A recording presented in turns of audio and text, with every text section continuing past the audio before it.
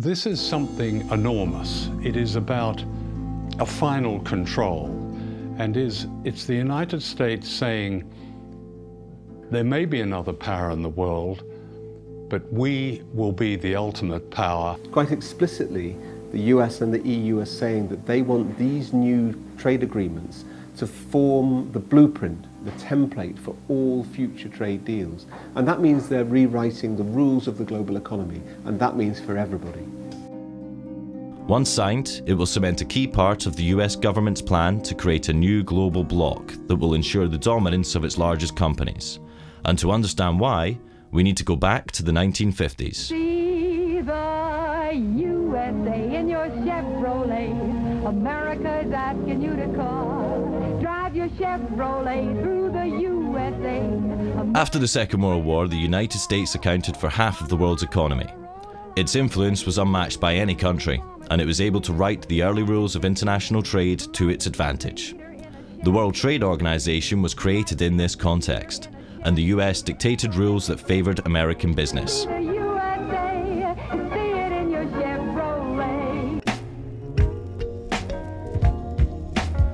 But as economies like China and India joined the WTO, it became a more democratized arena, and the US found it harder to control its decision-making. At the WTO, at its Doha rounds, India spoke up and Brazil spoke up, and the US lost control. I think it's no use beating around the bush. This meeting has collapsed. The US felt it needed a new strategy to maintain its global dominance. So in the classical American style, they went big. To bypass the WTO, they're creating the biggest international agreements that the world has ever seen. They're called the three big T's. The Trans-Pacific Partnership, or TPP, the Transatlantic Trade and Investment Partnership, or TTIP, and the Trade in Services Agreement, or TISA. And they're all being negotiated in secret right now. We only found out when WikiLeaks was able to leak parts of them. And what's interesting is when you look across all of these deals, whether it be TTIP, TPP or TISA, China is excluded, but also Brazil, Russia, India, South Africa, they're all excluded because those are the emerging economies. What is not often understood is that these agreements are part of a geopolitical war. This is a new war which is taking place between the United States and China. The United States is very scared of the rise of China, so it has moved to militarily encircle it through what is called the pivot to Asia, and now it's moving on to doing that economically. The basic idea which comes across from reading US strategy papers is the construction of a new grand enclosure. And to put inside this grand enclosure, the United States, 51 other countries, 1.6 billion people, and 2/3 of global GDP. To integrate Latin America away from Brazil and towards the United States, to integrate Southeast Asia away from China and towards the United States, and to integrate Western Europe, pulling it away from Eurasia as a whole and towards the Atlantic.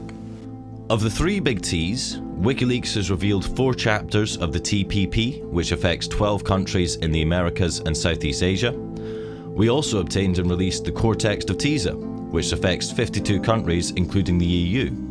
But nearly all of TTIP is still secret. Nobody knows about what's being negotiated in our name. So you have these far-reaching deals which are going to completely change the face of our economies and our societies, and yet even elected parliamentarians know nothing about it. The world's biggest corporations don't have the same problem.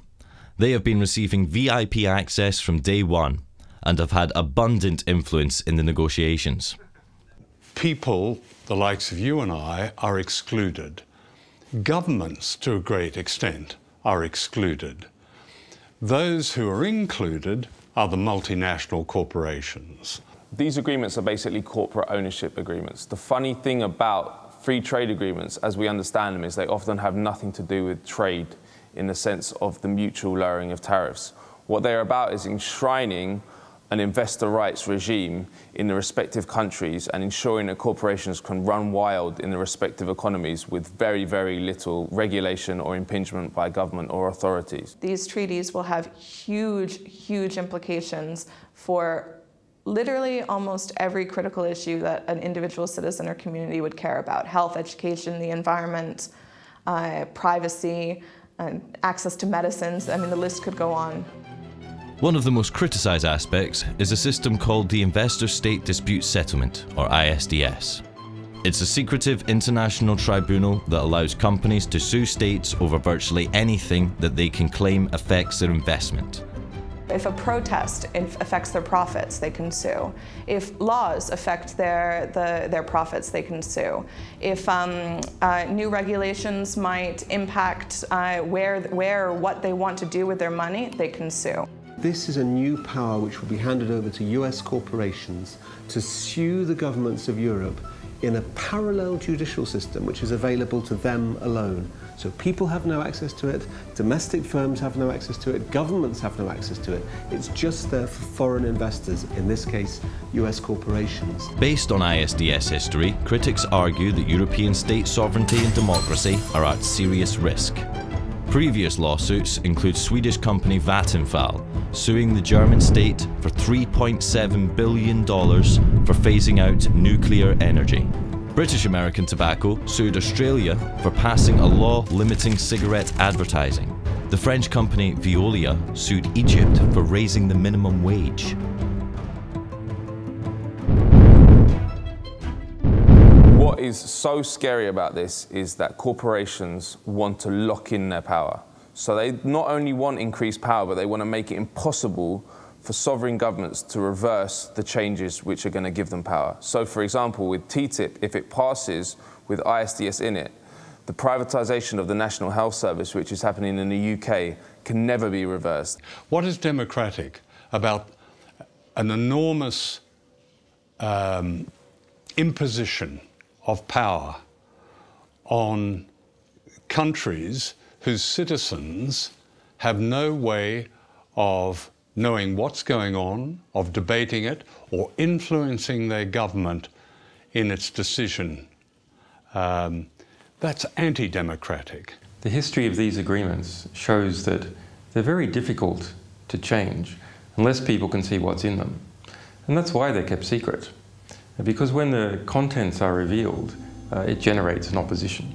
WikiLeaks has had considerable success delaying the TPP and opening up the debate around it and the teaser by releasing the secret draft texts.